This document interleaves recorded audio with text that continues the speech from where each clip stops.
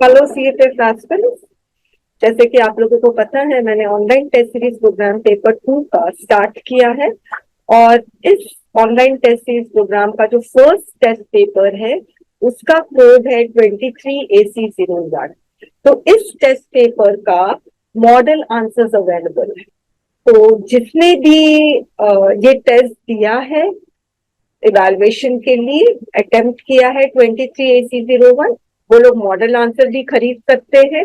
CAPSRashmi.com में ये model answer आपको मिल जाएगा।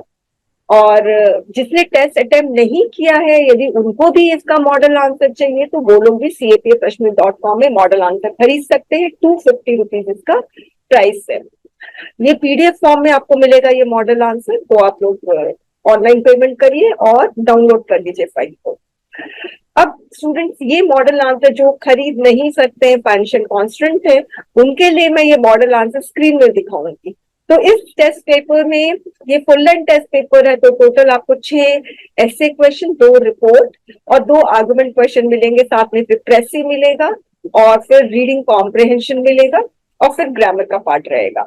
और फिर आपको नीचे इसके मॉडल आंसर्स आपको दिख रहे हैं। तो इस वीडियो में मैं फर्स्ट ऐसे क्वेश्चन के आंसर का डिस्कशन करूंगी।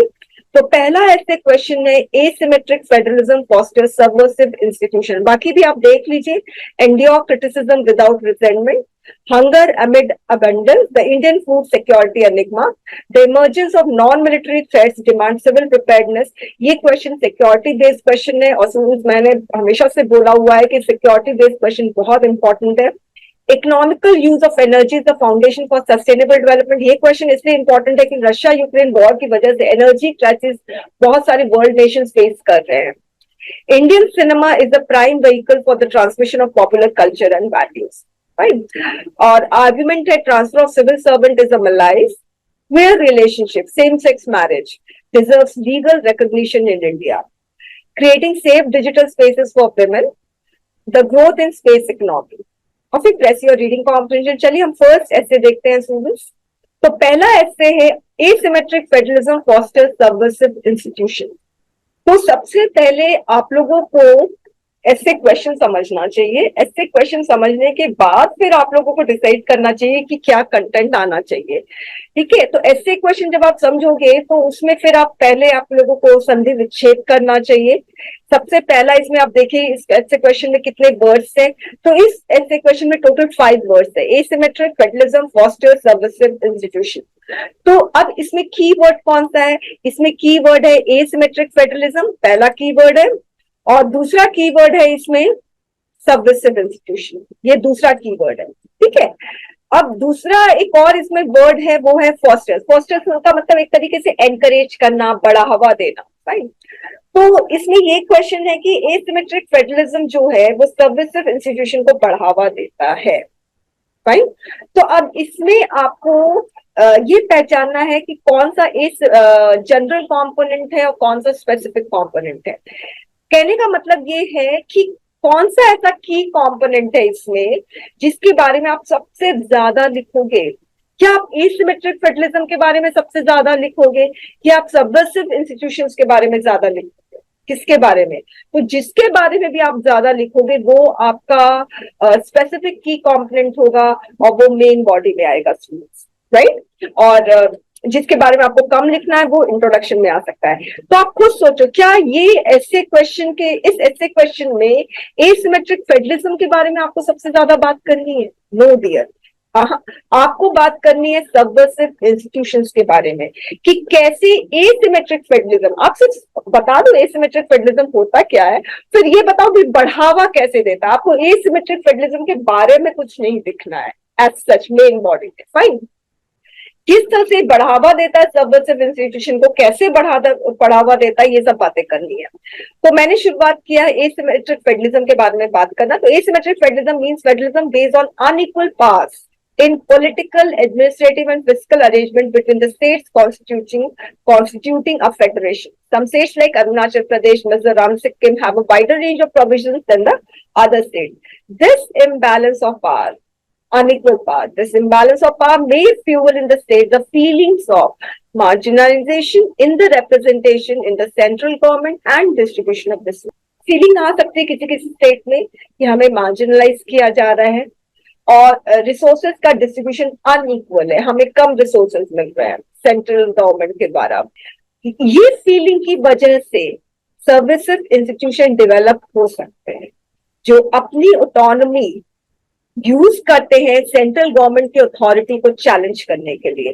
तो ये सर्विसेज इंस्टीट्यूशन क्या करते हैं, सेंट्रल गवर्नमेंट की अथॉरिटी को चैलेंज करते हैं। ठीक है, तो यहाँ पर दिस का मतलब ये फीलिंग्स जो है, तो मैंने ये दोनों पैराग्राफ को कनेक्ट कर लिया। Fine, this is evident. अब जब मैं बोल रही हूँ कि services institution central government authority को चैलेंज कर रहे हैं तो मुझे इसको सपोर्ट भी करना पड़ेगा। तो सपोर्ट कैसे कर रही हूँ, सेशनिस्ट मूवमेंट जो हो रहा है उसके बारे में, तो मैंने सेशनिस्ट मूवमेंट का मैंने कुछ नाम दे दिया है, the worst product of asymmetric federalism. The Eastern Nagaland People Organization is another example of services fostered by asymmetric federalism. Its people feel that the devolution of central funds is disproportionately low. This is the reason why they are demanding separate rate for Eastern Nagaland. Such services institutions and their demand for self-rule. अब इसका effect क्या होता है, ये पता चल गया कि हाँ ये सर्विसेज इंस्टीट्यूशन कौन कौन से हैं और ये एसिमेट्रिक फेडरलिज्म फॉस्टर कर रहा है सर्विसेज इंस्टीट्यूशन को। अब इसका इफेक्ट क्या है, क्या करता है, ये नेशनल इंटीग्रेशन होने नहीं देता है, पॉलिटिकल फ्रैगमेंटेशन होता है। That's why Manipur autonomous district council bill 2021 seeking greater autonomy to the hilly areas is oppose. इसी की वजह से ये वाला बिल जिसके बारे में बहुत ज्यादा डिस्कशन हुआ था, ये बिल को इसलिए अपोज किया जा रहा है क्योंकि इससे पॉलिटिकल फ्रैगमेंटेशन हो सकता है। ऑन कॉन्ट्रारी, अब मैं एसिमेट्रिक बैलेंस ओपिनियन रखने के लिए पहले एसिमेट्रिक फेडरलिज्म क्या करता है, फॉस्टर्स सबमिसिव इंस्टीट्यूशंस को डेवलप करता है, इट फॉस्टर्स सबमिसिव इंस्टीट्यूशन। मगर इसका पॉजिटिव भी है, वो क्या है, can lead to more effective governance as it allows for the customisation of policies and allows to fit the specific needs and circumstances of different region. This is done through robust power sharing framework that give effective voice to separatist group in the decision making process. The third tripartite, फिर मैंने border accord के बारे में बता दिया। तो ये सर्विसिव group था मगर इसको ये अलाइन हो गया सेंट्रल गवर्नमेंट की पॉलिसी से। To conclude, asymmetric federalism will always continue to have its relevance because to pave the way for cooperative federalism, it is pertinent to accommodate various groups and provide them with more autonomy over their own affairs. तो asymmetric federalism जो है वो जरूरी है ताकि जितने भी groups हैं उसको थोड़ा ऑटोनॉमी मिलना चाहिए।